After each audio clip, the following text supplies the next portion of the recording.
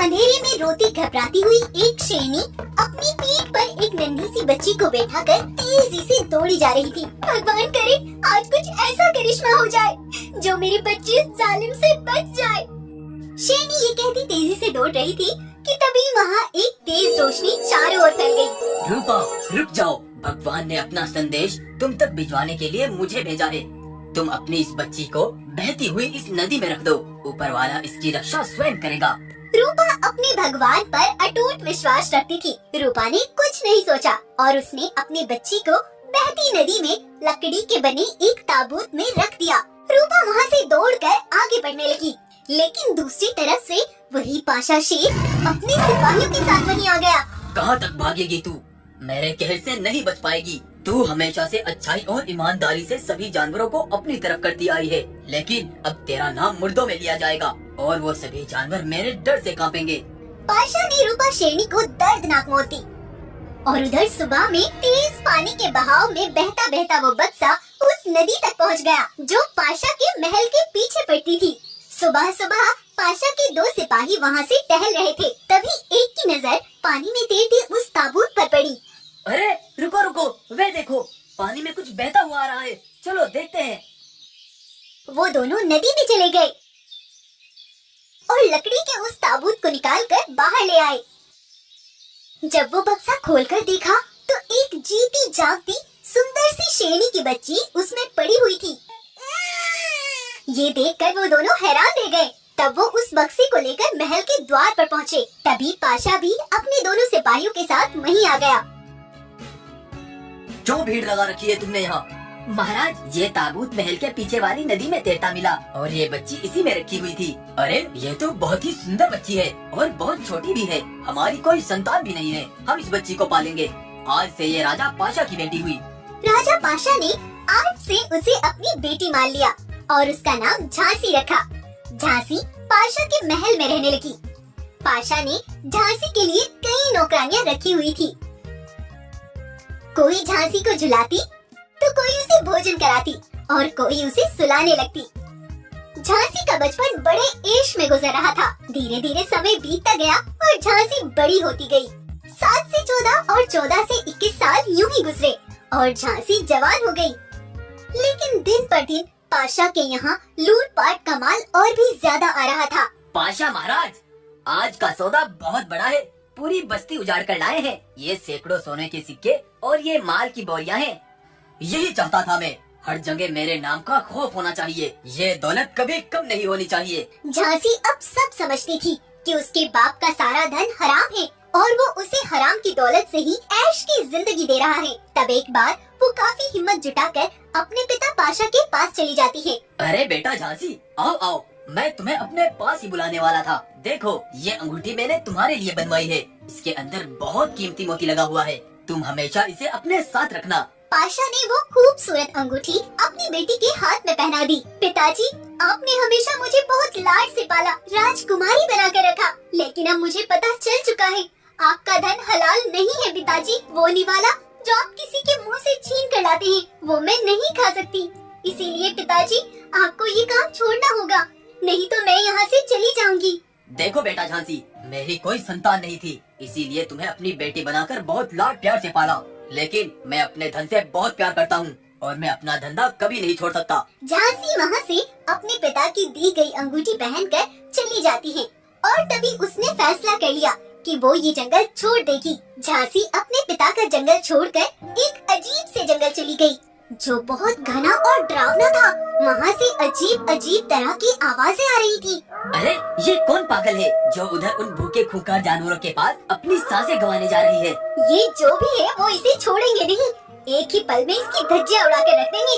झांसी इस जंगल में आकर उदास मन से खड़ी हो गई और वो खूंखार जानवर तेजी से उसके पास आए, लेकिन वो चाहते हुए भी झांसी का कुछ नहीं बिगाड़ पाए। हम जैसे खूंखार जंगली जानवर जो भी यहाँ आता है उसे उधेड़ डालते हैं, लेकिन पता नहीं, तुम्हें देखकर हमारा दिल पिघल गया। हाँ शेरनी, ऐसा लगा जैसे हमारा कोई अपना साथी मिल गया हो। हम में से कोई भी तुम्हें कुछ नहीं कहेगा। तुम यहाँ सुकून से रह सकती हो। हम तुम्हारे लिए भोजन का इंतजाम करते हैं। नहीं साथियों, तुमने मुझे यहाँ रहने की जगह दी, मेरे लिए ये बहुत बड़ी बात है। लेकिन अब मैं खुद अपने दम पर मजदूरी करके हलाल कमाई से अपना पेट भरूंगी। और अगले दिन झांसी जाकर मजदूरों की लाइन में लग गई। तुम में से कौन सा मजदूर ऐसा है जो दिन भर में मेरी पूरी दीवार बना दे? उसे बदले में मैं 20 सिक्के दूंगा। कोई भी मजदूर एक दिन में इतने काम के लिए तैयार नहीं था। तब झांसी बोली, जी मैं बनाऊंगी आपकी दीवार और बदले में सिर्फ 2 ही सिक्के लूंगी। अरे लेकिन पूरे दिन के काम के तो 20 सिक्के हैं। लेकिन मुझे बस 2 ही सिक्के चाहिए, इतने में मेरा गुजारा आराम से हो जाएगा। तब झांसी उस बाघ के साथ चली गई और काम करने लगी। देखते ही देखते पूरे दिन से पहले ही झांसी ने पूरी दीवार बनाकर खड़ी कर दी। बाघ ने झांसी को 2 सिक्के दे दिए और वो सोच में पड़ गया कि आधे दिन में झांसी ने पूरी दीवार कैसे बना दी। ऐसे ही अगले दिन फिर से झांसी काम पर आई। आज छिपकर देखूंगा ये इतना काम अकेली कैसे कर लेती है। बाघ ने छिपकर जो देखा तो हैरान रह गया। झांसी अगर अपनी पीठ पर 3 ईंटें रखकर ले जाती तो 20 ईंटें हवा में उसके साथ साथ चल रही थी। क्योंकि झांसी कोई आम शेरनी नहीं थी, उसके अंदर कुछ जादुई ताकत थी। और जब दीवार बनाने के लिए झांसी 1 ईंट लगाती तो 10 ईंटें खुद ब खुद दीवार बनने के लिए लग जाती। झांसी का काम बड़ी तेजी से हो रहा था। झांसी ने कुछ ही दिनों में बाघ का पूरा घर तैयार कर दिया। और तब एक बार रात में झांसी पेड़ के नीचे खड़ी हुई थी। तभी वहाँ एक जोरदार रोशनी हुई और उसके अंदर से एक जिन प्रकट हुआ। उसने अपनी शक्तियों से एक बक्सा जमीन पर उतारा और जब झांसी ने उस बक्से को खोला तो उसके अंदर सोने के सिक्के भरे हुए थे। झांसी, भगवान ने तुम्हें खास मकसद के लिए पैदा किया है। जाओ, इस माल से तुम अपना मकसद पूरा करो। और इतना कहते ही जिन वहाँ से गायब हो गया और झांसी एक बग्गी में सोने के सिक्के लेकर अपने मकसद को पूरा करने निकल गई। झांसी दूसरे जंगल गई।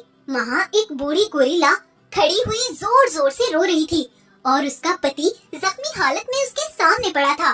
तू कभी सुखी न रहे पाशा, तूने मेरा पूरा घर उजाड़ डाला, मेरे घर में कुछ नहीं छोड़ा। अब मैं अपने पति के इलाज के पैसे कहाँ से लाऊंगी? मुझे तो कुछ समझ नहीं आता। तब झांसी उसी बुढ़िया के पास चली गई। माँ जी रोइए मत, ये सब आपके साथ किसने किया है? कौन कर सकता है बेटा? वो जल्लाद पाशा मेरा सब कुछ लूट कर ले गया और यहाँ आग लगाकर चला गया। मेरे पति को उन्होंने बुरी तरह से जख्मी कर दिया। माँ जी आप चुप हो जाइए और ये लीजिए, ये कुछ सोने के सिक्के हैं। इनसे आप अपने पति का इलाज करा सकती हैं और अपना दूसरा घर भी बसा सकती हैं। बेटा तुम्हारा बहुत शुक्रिया, तुम्हारा बहुत बड़ा दिल है। लेकिन यहाँ पास में भी बहुत गरीब लोग रहते हैं, तुम चाहो तो उनकी भी मदद कर सकती हो। झांसी पास के एक घर में चली गई जहाँ एक मादा भालू अपने बच्चों के लिए एक बर्तन में कुछ पका रही थी। लेकिन बर्तन बिल्कुल खाली था, उसमें कुछ नहीं था। माँ जल्दी से भोजन बनाकर ले आइए ना माँ, हम 4 दिन से भूखे हैं। छोटा भाई अपने हाथ थका कर थक गया है। बेटा इसे पकने में अभी थोड़ा और समय लगेगा। बेटा तुम दोनों ऐसा करो, थोड़ी देर सो जाओ, तुम्हारी भूख शांत हो जाएगी मेरे बच्चों। मादा भालू अपने बच्चों को इस तरह से बहला रही थी।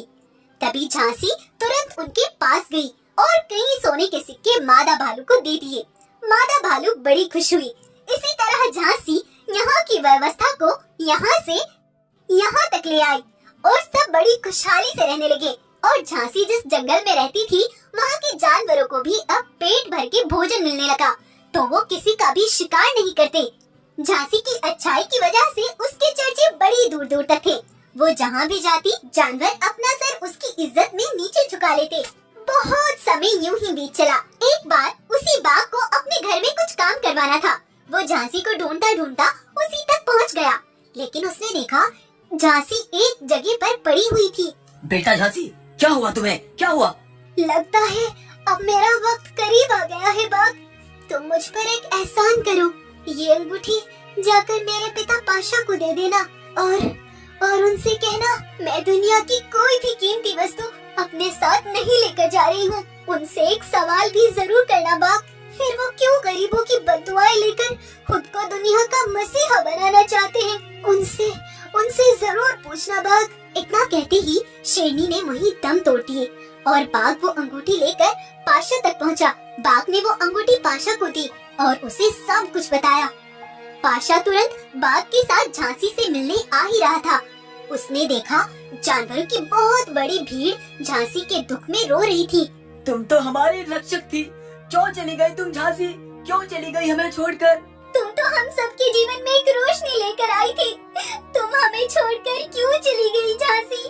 पाशा ने देखा हर जानवर झांसी की अच्छाई को याद कर कर के रो रहा था और रूपा की बेटी झांसी ने जाते जाते पाशा को जिंदगी का बड़ा सबक दे दिया कि यहाँ ना तो कोई कुछ लेकर आया था और न ही लेकर जाएगा। तुम्हारी अच्छाई, तुम्हारी बुराई ही तुम्हारी पहचान कराएगी। और तब से पाशा ने सारे हराम काम छोड़ दिए और मेहनत मजदूरी करके हलाल कमाई